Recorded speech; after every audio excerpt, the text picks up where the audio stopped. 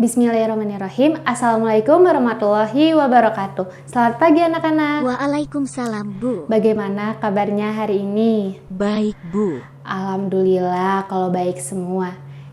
Ibu senang sekali bisa hadir di tengah-tengah kalian yang semangatnya luar biasa. Sebelumnya ada yang tahu belum Ibu siapa dan mau apa Ibu ke kelas 10 IPA 1 ini? Tidak, Bu. Wah, ternyata banyak yang belum tahu ya. Baik, Ibu akan memperkenalkan diri terlebih dahulu karena ada pepatah yang mengatakan tak kenal maka tak sayang maka tak cinta. Untuk itu, perkenalkan nama Ibu Salsa Nabila Balkis. Kalian bisa panggil Bu Salsa. Ibu mahasiswa Universitas Indra Prasta PGRI jurusan Bimbingan dan Konseling. Nah, untuk saat ini Ibu tinggal di Bojonggede, Bogor. Nah, di sini siapa yang satu daerah sama Ibu? Saya, Bu. Oh, ada nih. Kamu tinggal di mana? Depan stasiun, Bu. Oh, lumayan deket ya. Baik, terkait perkenalan diri, ada yang ingin ditanyakan? Tidak, Bu. Oh, tidak ada ya. Oke. Pada kesempatan kali ini, Ibu akan memberikan kalian konseling format klasikal dengan layanan informasi. Apakah sudah pernah ada yang melakukan kegiatan ini? Belum, Bu. Belum ada ya? Oke. Baik, Ibu jelaskan terlebih dahulu. Layanan informasi ini berusaha memenuhi kekurangan individu akan informasi yang mereka perlukan. Nah, dalam layanan ini, kepada peserta layanan disampaikan berbagai informasi. Informasi itu kemudian diolah dan digunakan oleh individu untuk kepentingan hidup dan perkembangannya. Nah, selain itu, Ibu nanti memberikanlah informasi ini, Ibu berharap kalian dapat menerapkannya, yang mana menjadi individu yang bermanfaat untuk diri sendiri maupun orang lain. Di sini Ibu akan membahas topik tentang sex education. Nah, sex education ini sangat diperlukan sekali ya dalam upaya untuk menangani perilaku seks bebas di kalangan pelajar. Dengan adanya sex education, peserta didik atau kalian ini akan mengetahui dan memahami bahaya-bahaya yang mengiringi perilaku seksual. Nah, diharapkan apabila kalian mengetahui dan memahami apa saja yang akan kalian hadapi apabila melakukan seks bebas, maka akan lebih berhati-hati memutuskan tindakan yang dilakukan. Nah, tujuan sex education itu apa aja sih, Bu, sebenarnya? Yang pertama ada memberi pengetahuan yang memadai kepada peserta didik mengenai diri peserta didik sehubungan dengan kematangan fisik, mental, dan emosional sehubungan dengan seks. Yang kedua ada mengurangi ketakutan dan kegelisahan sehubungan dengan terjadinya perkembangan serta penyesuaian seksual pada peserta didik. Nah, yang ketiga ada mengembangkan sikap objektif dan penuh pengertian tentang seks. Keempat ada menanamkan pengertian tentang pentingnya nilai moral sebagai dasar mengambil keputusan.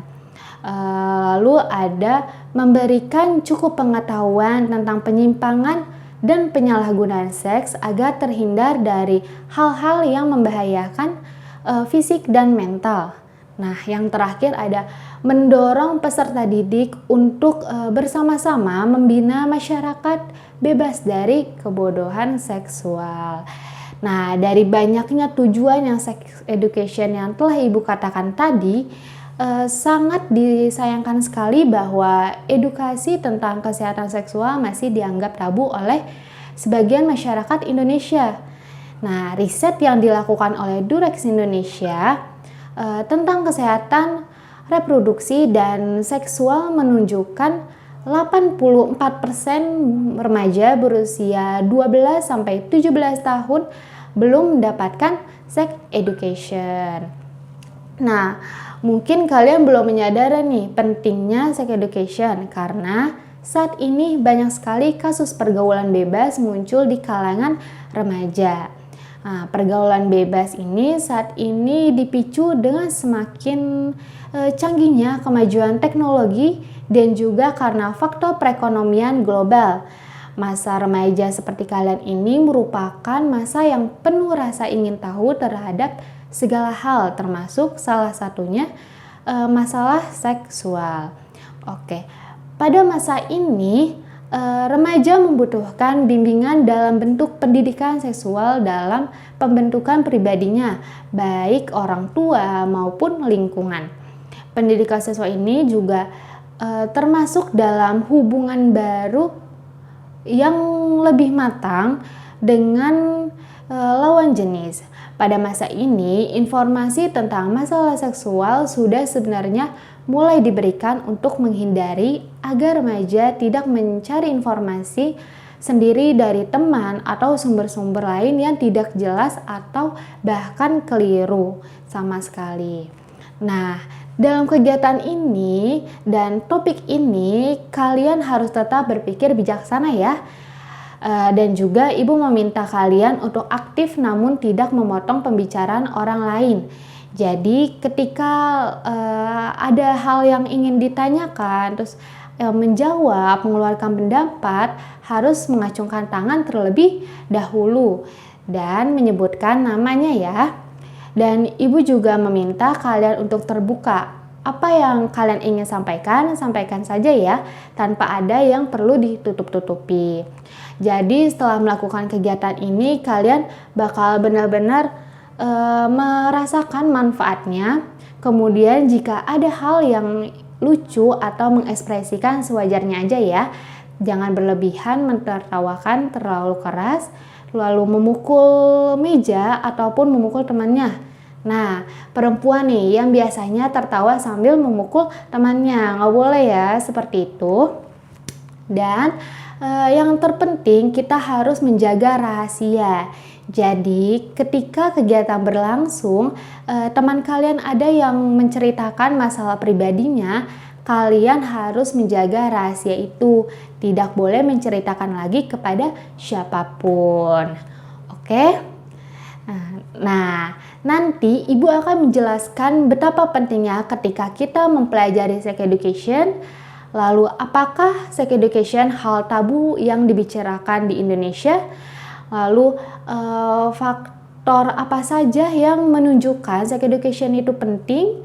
Lalu apa saja manfaat dari sex education dan apa saja dampak saat kita tidak mempelajari education. Kemudian ibu akan memberikan tayangan video dan akan ada sesi tanya jawab. Baik, sampai di sini dapat dipahami? Oke, supaya kegiatan kita pada hari ini berjalan dengan lancar dan kalian juga dapat memahami informasi yang ibu sampaikan, alangkah baiknya kita berdoa terlebih dahulu. Siapa di sini yang mau memimpin doa? Ayo, siapa? Ketua kelas Bu. Oke, siapa di sini ketua kelasnya? Saya Bu. Ya, namanya siapa?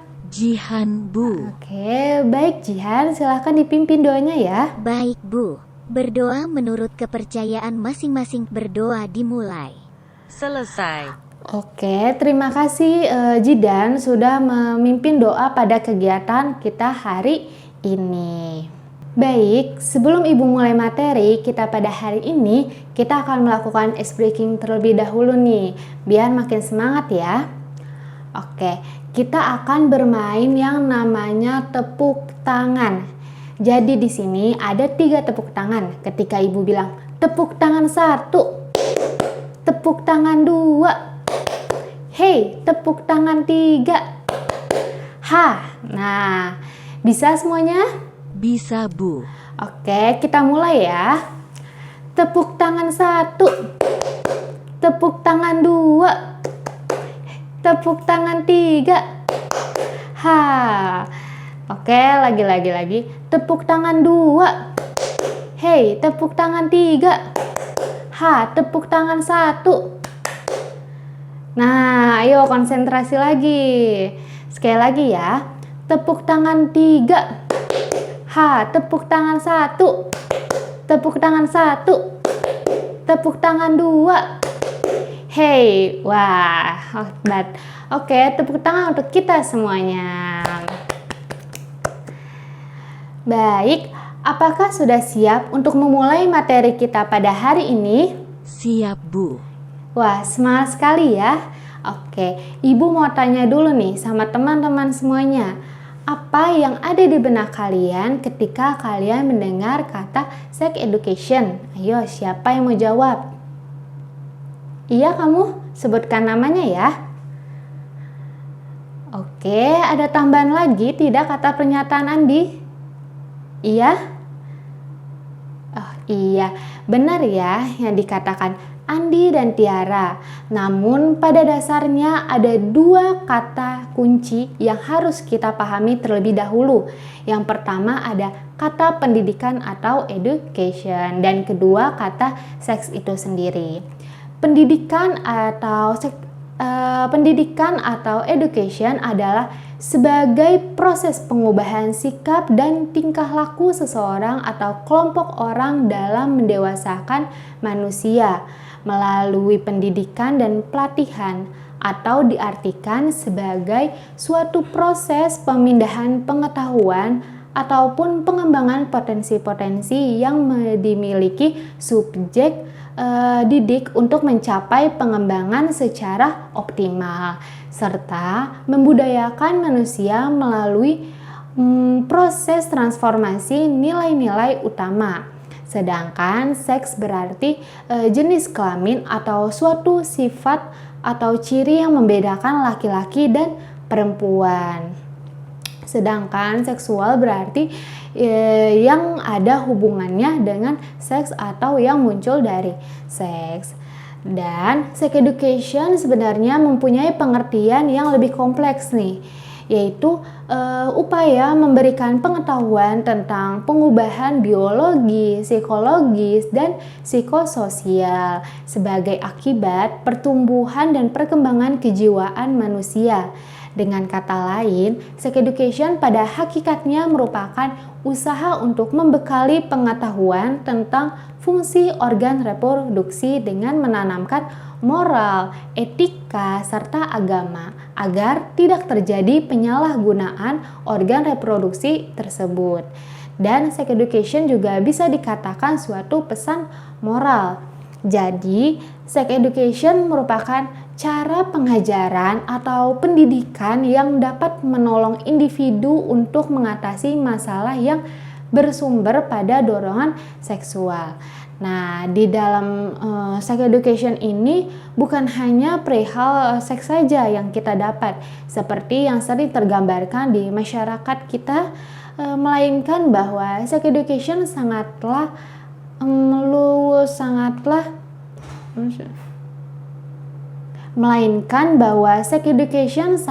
luas, bukan hanya terkait dimensi fisik, namun juga psikis dan sosial.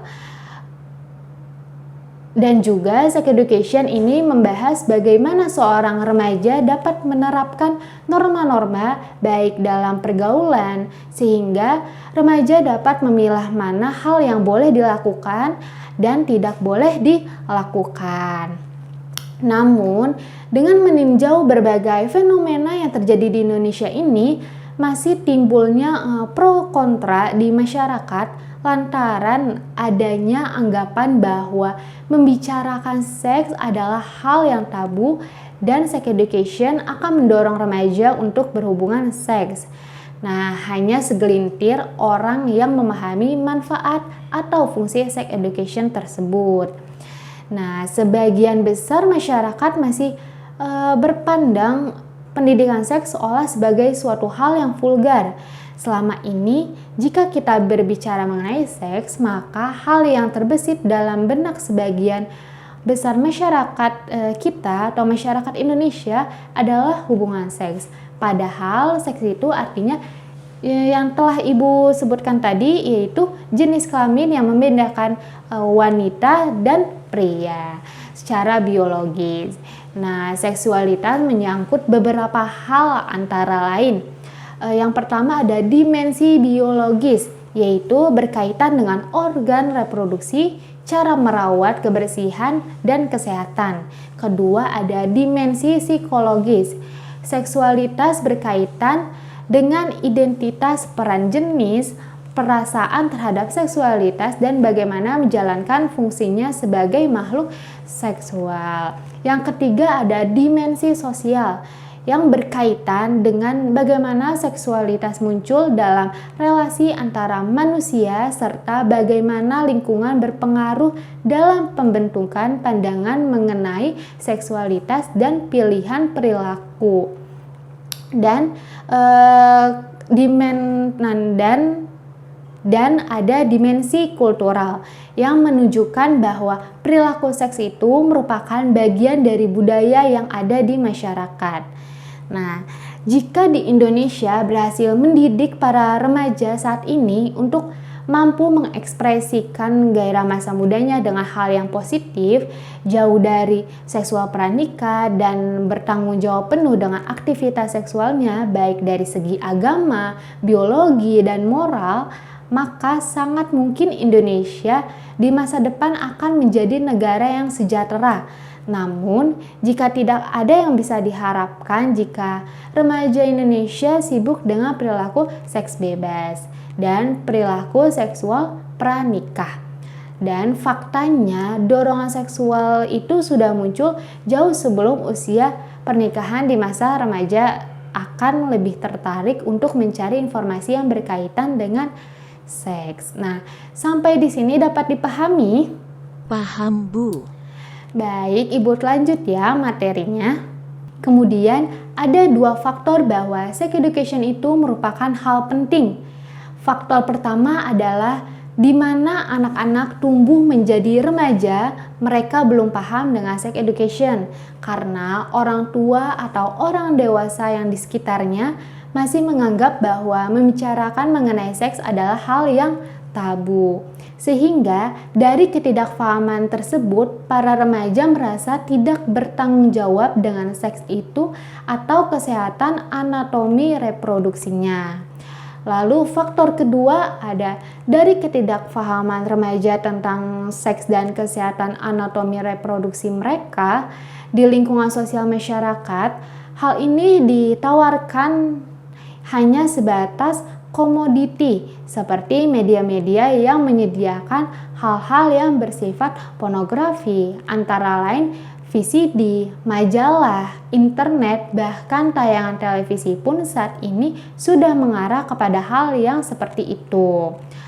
Akibat derasnya informasi yang diterima remaja dari berbagai media massa, memperbesar kemungkinan remaja melakukan praktik seksual yang tak sehat, perilaku seks pranikah dengan satu atau berganti pasangan. Saat ini, kekurangan informasi yang benar tentang masalah seks akan memperkuatkan kemungkinan remaja percaya salah paham yang diambil dari media massa dan teman sebaya. Akibatnya, kaum remaja masuk ke kaum beresiko melakukan perilaku berbahaya untuk kesehatannya. Nah, lalu di sini siapa yang tahu manfaat apa saja ketika kita sudah memahami sex education? Ayo acungkan tangan terlebih dahulu. Oke, karena kamu yang dari baris ketiga dari pintu terlebih dahulu mengacungkan tangan, maka kamu dulu yang menjawab, kemudian kamu, dan dilanjut oleh kamu. Hebat Ani. Ayo kamu, apalagi contoh manfaatnya? Oke, bagus ya. Silakan kamu. Oke. Jawabannya tepat sekali ya. Yuk beri tepuk tangan untuk Ani, Sean, dan Dini. Setelah manfaat yang telah disebutkan oleh Ani, Sean, dan Dini, maka manfaat yang lainnya ialah yang pertama ada dapat mencegah melakukan seks bebas. Dengan diajarkan nilai-nilai tentang kegiatan seksual yang seharusnya dilakukan oleh orang yang sudah sah atau sebagai suami istri menurut agama dan negara. Hal ini akan membuat kita memilih untuk tidak melakukan seks di luar nikah karena alat reproduksi yang belum tumbuh sempurna dan belum siapnya mental di usia remaja. Yang kedua ada dapat mencegah kekerasan dan pelecehan seksual dengan menyadari bahwa kita harus menghargai dan menjaga tubuh kita. Dengan diberikannya pengetahuan seks ini yang disertai dengan nilai-nilai agama dan moral, kita jadi dapat mengerti nih dengan konsep menghargai tubuh kita dan tubuh orang lain dengan tidak menyentuh atau melecehkan orang lain. Nah, kita juga perlu belajar tentang konsep consent, di mana kita berhak menolak orang lain untuk menyentuh tubuh tanpa persetujuan kita. Misalnya, orang lain tidak berhak menyentuh bagian tubuh seorang perempuan atau sebaliknya, dan jika tetap memaksa, kita dapat berteriak dan lari untuk meminta tolong kepada orang lain. Nah, hal ini juga berlaku juga ya untuk orang tua atau keluarga terdekat. Karena saat ini tidak jarang juga pelaku kekerasan dan pelecehan seksual adalah orang tua atau keluarga terdekat kita. Jadi kita harus berhati-hati ya. Yang ketiga ada dapat mencegah aborsi akibat kehamilan di luar nikah. Menurut data SDKI 2008, nilai rata-rata angka kematian ibu melahirkan mencapai 228 per 100.000 kelahiran hidup, dan dari angka tersebut kematian akibat aborsi mencapai 30%. Nah, aborsi tersebut dilakukan oleh perempuan yang kebanyakan remaja berusia 15 sampai 19 tahun. Dengan angka sebesar 78%, di perkotaan dan di pedesaan sebesar 40%. Nah, SDKI juga menambahkan jika 48% dari total pernikahan nasional dilakukan oleh anak di bawah usia 18 tahun. Peningkatan angka aborsi disebabkan dengan meningkatnya angka pernikahan di usia dini. Jadi bisa kita bayangkan ya teman-teman, begitu banyak kasus perilaku seks bebas di Indonesia akibat minimnya pengetahuan seksual oleh anak-anak dan remaja. Jadi benar-benar penting sekali ya untuk mempelajari ini. Lalu keempat ada dapat mencegah pernikahan di usia dini. Hasil dari Survei Sosial dan Ekonomi Nasional di tahun 2016 tercatat bahwa 1 dari 9 anak perempuan di Indonesia menikah di bawah usia 18 tahun, dan dari angka tersebut hanya 1 dari 9 anak perempuan yang melanjutkan sekolah lagi. Nah, dari survei tersebut terungkap bahwa lebih dari 60% perkawinan anak di Indonesia berakhir dengan perceraian setelah 1 tahun menikah, dan perceraian ini itu disebabkan oleh ketidaksiapan anak atau remaja. Ibaratnya mentalnya ya belum siap dalam membangun rumah tangga. Nah, pernikahan tersebut hampir semua terjadi dengan alasan hamil di luar nikah. Dan yang kelima ada dapat mencegah penularan penyakit kelamin. Ketika kita tidak mempelajari sex education, maka ada kemungkinan penularan penyakit kelamin. Penyakit tersebut dapat ditularkan melalui hubungan seks yang tidak sehat. Yang keenam ada dapat membuat kita mampu menghadapi tekanan dari orang di sekitar. Seperti dengan kita mampu menghadapi tekanan ini, kita jadi bisa menolak saat orang di sekitar kita mengajak untuk melakukan kegiatan yang berhubungan dengan seksual yang menyimpang, seperti menonton film porno, seks bebas, atau melecehkan orang lain. Lalu yang ketujuh ada dapat memelihara tegaknya nilai-nilai moral. Hal ini akan membuat kita akan menjaga tegaknya nilai-nilai agama dan moral di diri kita, dan dapat menjaga diri dari penyimpangan-penyimpangan seksual. Oke, dan masih banyak sekali ya manfaat yang akan kita dapati setelah kita memahami sex education. Sampai di sini dapat dipahami? Paham, Bu. Oke, di sini Ibu punya video salah satu dampak dari ketidakpahaman remaja tentang sex education. Silakan disimak ya, teman-teman. 100. Ini yang masa depannya cerah. Bisa. Dara nice. 90. Oh, ini kosong. Masih belum diganti juga. Kamu main fisik, aku misi ya sama fisik. Gue mau les dulu biar gak 70 nilainya.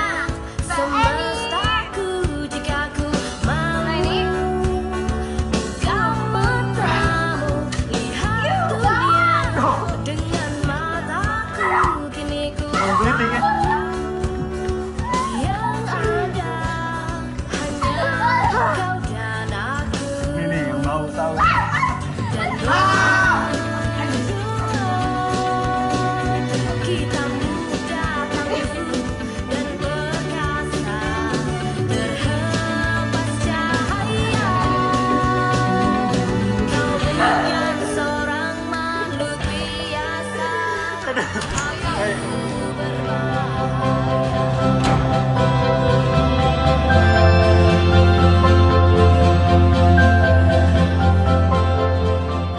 Kamu jangan bilang siapa-siapa ya, Bim.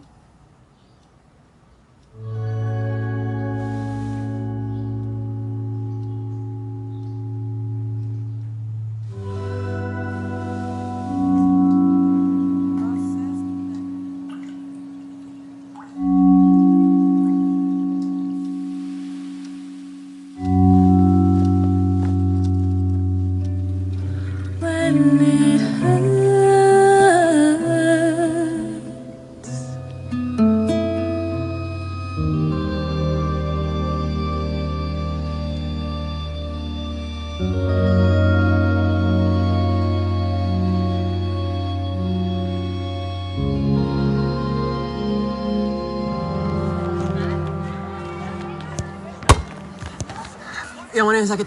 Hah? Perut aku sakit. Tarik nafas ya. Tarik nafas. Cepat. Yes. Perut aku sakit, bayinya gimana? Aku sayang sama Bima.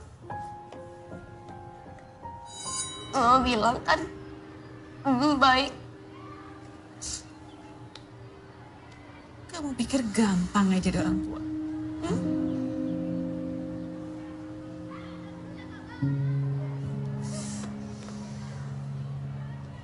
Saya aja gagal jadi orang tua. Kamu dikeluarin dari sekolah. Kamu tahu? Di rumah aja ya. Kamu di DO. Sekarang kalau udah kayak gini, kamu mau jadi apa, Dar? Hah? Kamu mulai hari ini gak usah pulang ke rumah. Kamu mau tanggung jawab kan? Iya kan? Mulai hari ini. Rika. Rika. Ya, semangat. Ini ya mas. 54.000. Sikap berisik.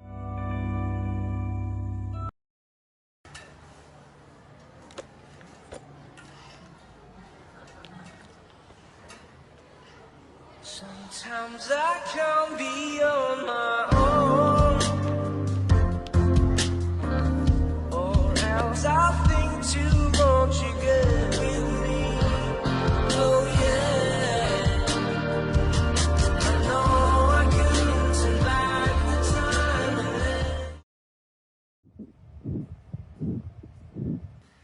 Itu dok, kata anaknya perutnya suka kram-kram gitu, itu kenapa ya? Itu kontraksi, Bu. Ini ciri-ciri kehamilan yang beresiko keguguran. Kalian udah belajar tentang reproduksi di sekolah? Sudah. Kalau resiko kehamilan? Jadi, kehamilan di usia Dara ini resikonya sangat tinggi. Ketika di usia ini hamil, maka badannya merasakan beban 2 kali lipat dari orang-orang yang kehamilannya di usia yang sudah siap. Tubuhnya Dara itu belum siap. Dan artinya butuh dukungan moral yang lebih besar lagi. Dar, jadi orang tua itu bukan cuma hamil 9 bulan 10 hari. Ini tanggung jawab seumur hidup. Oh ya? Iya. Kenapa mau ninggalin Dara kemarin?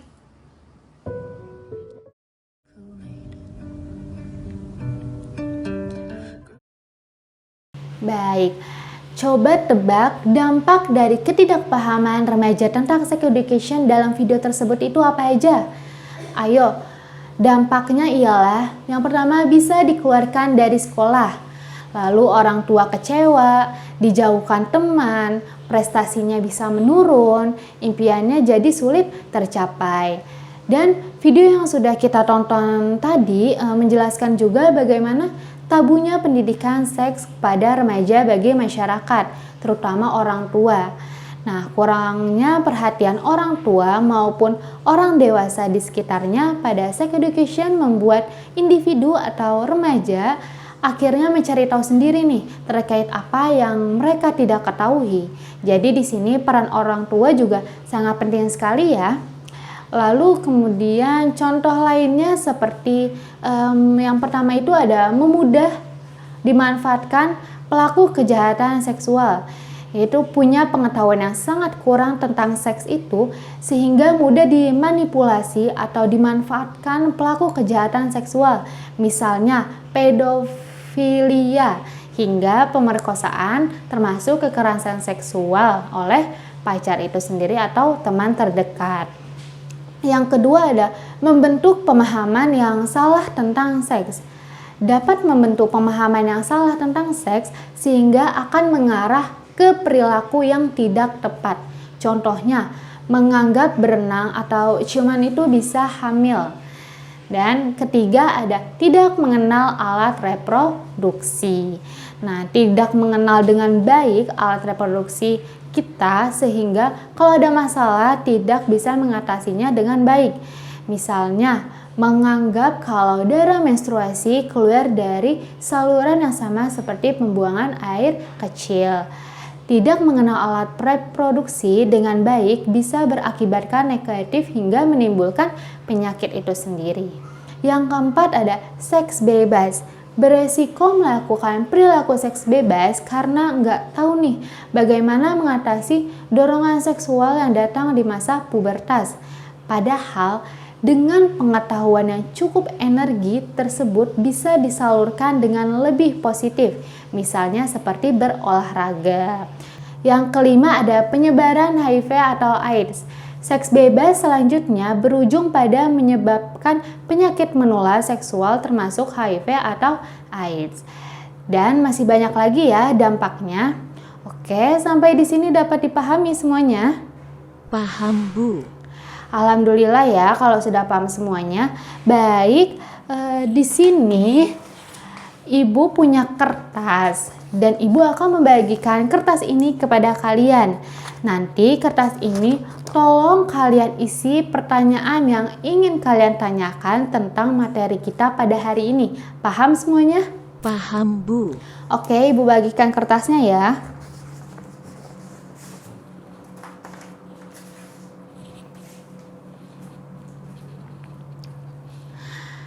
Baik, Ibu berikan waktu 2 menit untuk menulis pertanyaannya ya teman-teman.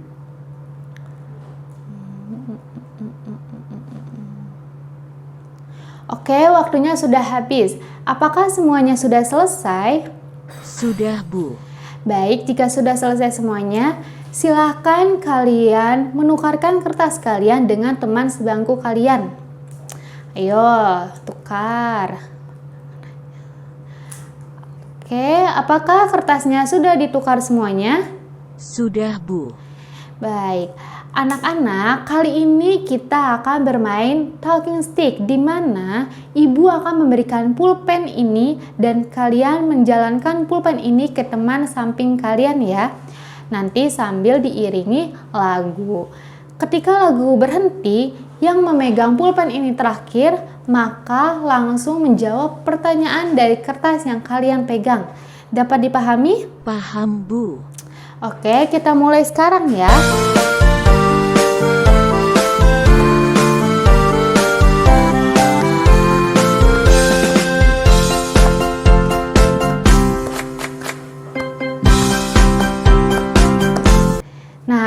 berhenti di kamu. Silakan bacakan pertanyaan dari kertas yang kamu pegang, lalu dilanjut menjawabnya ya. Baik Bu, nama saya Zaki. Pertanyaannya, seberapa pentingnya sex education di Indonesia?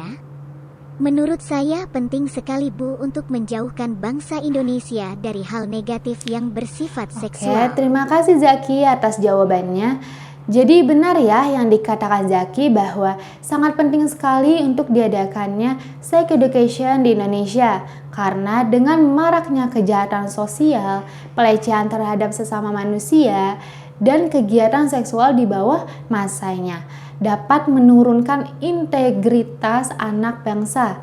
Dengan begitu, banyak anak-anak yang putus sekolah karena mereka terlena dengan dunia itu, sehingga malas untuk belajar dan lebih memilih menikah.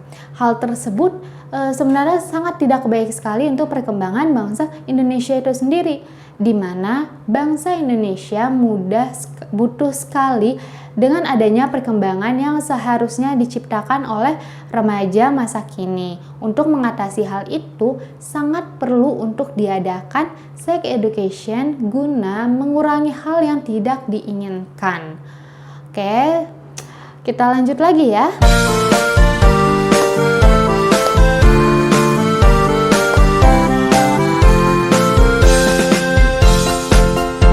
Selanjutnya berhenti di kamu. Mari silahkan dibacakan pertanyaannya lalu dilanjut menjawabnya. Nama saya Jenny. Pertanyaannya, apakah seks merupakan kebutuhan dasar manusia?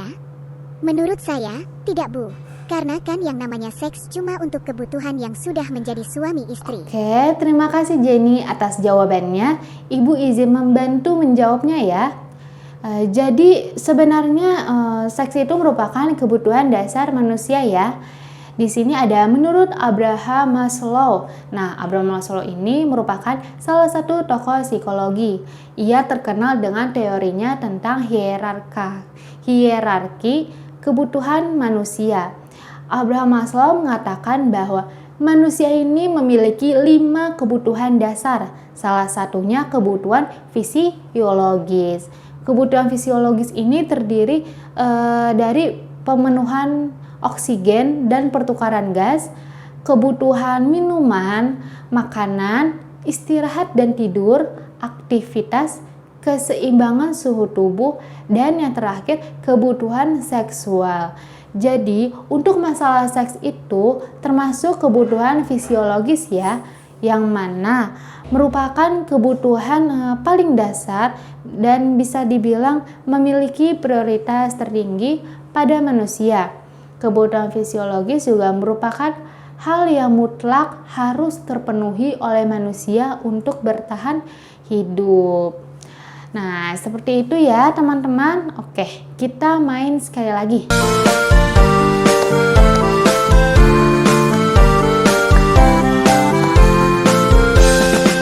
Oke, berhenti. Silakan dibacakan pertanyaannya dan menjawabnya. Baik Bu, nama saya Nana. Pertanyaannya ialah, bagaimana dengan perilaku seks pranikah remaja? Menurut saya, perilaku seksual remaja itu dilakukan tanpa adanya ikatan pernikahan. Baik, terima kasih Nana atas jawabannya. Ibu izin menambahkan ya. Jadi, pada masa ini remaja mengalami banyak perubahan seperti perubahan fisik, psikologi, sosial, dan biologis.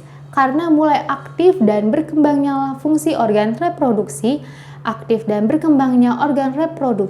ditandai dari datangnya menstruasi pada remaja putri dan mimpi basah pada remaja putra. Proses ini membuat remaja memiliki keingintahuan yang tinggi terhadap sesuatu yang dapat mempengaruhi perilakunya. Salah satunya perilaku yang ingin dicoba adalah perilaku seks pranikah. Perilaku seks pranikah ini adalah perilaku seksual remaja yang dilakukan tanpa adanya ikatan pernikahan. Biasanya perilaku seks pranikah ini sering dilakukan saat remaja berpacaran. Lalu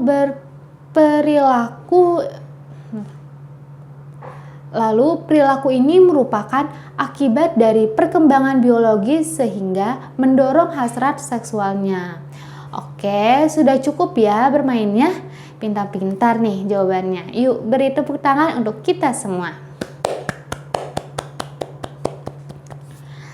Baik, Ibu mau tanya dulu nih, apakah masih pada ingat materi yang Ibu jelaskan tadi? Masih, Bu. Benar nih, ingat. Ingat, Bu. Coba kalau pada ingat, Ibu tes dulu ya. Apa yang dimaksud dengan sex education? Pendidikan untuk mengatasi masalah yang bersumber pada dorongan seksual, Bu. Oke, hebat. Lalu apa saja manfaat dari sex education? Coba sebutkan 3 saja manfaatnya. Dapat mencegah melakukan seks bebas, mencegah penularan penyakit kelamin, memelihara tegaknya nilai-nilai moral. Oke, kemudian sebutkan 2 dampak apa saja ketika kita belajar sex education. Mudah dimanfaatkan pelaku kejahatan seksual, membentuk pemahaman yang salah tentang seks. Wah, pintar ya. Masih ingat yang Ibu jelaskan tadi. Semoga selalu dipahami ya. Baik, sampai di sini apakah ada pertanyaan atau ada yang ingin disampaikan terkait topik kita pada hari ini? Tidak ada, Bu. Tidak ada? Oke, jika tidak ada pertanyaan atau hal yang ingin disampaikan, Ibu ingin menginfokan untuk pertemuan kita berikutnya. Jadi, pertemuan kita berikutnya kita akan membahas tentang lindungi dirimu dengan kekerasan seksual. Dan Ibu akan membagi beberapa kelompok, masing-masing kelompok akan berdiskusi dan membuat infografis tentang topik yang telah kita pelajari pada hari ini dan juga topik kita pada pertemuan berikutnya nanti. Dan masing-masing kelompok akan mempresentasikan hasil diskusi yang telah dibuat. Sampai di sini ada pertanyaan untuk kegiatan berikutnya? Tidak ada, Bu. Baik, cukup jelas ya. Oke, itu saja yang bisa Ibu sampaikan dan terima kasih untuk teman-teman semua yang sudah berpartisipasi dalam kegiatan layanan informasi ini. Semoga informasi yang sudah Ibu berikan dapat berguna, bermanfaat untuk teman-teman dan teman-teman dapat menerapkannya di kehidupan sehari-hari. Jika Ibu memiliki kekurangan ataupun kesalahan kata pada kegiatan kali ini, Ibu memohon maaf sekali ya, karena ya manusia tidak luput dari kesalahan. Baik, untuk mengakhiri kegiatan pada hari ini, alangkah baiknya kita berdoa bersama. Berdoa menurut kepercayaan masing-masing. Berdoa dimulai. Selesai. Baik, wassalamualaikum warahmatullahi wabarakatuh. Sampai ketemu di pertemuan berikutnya ya.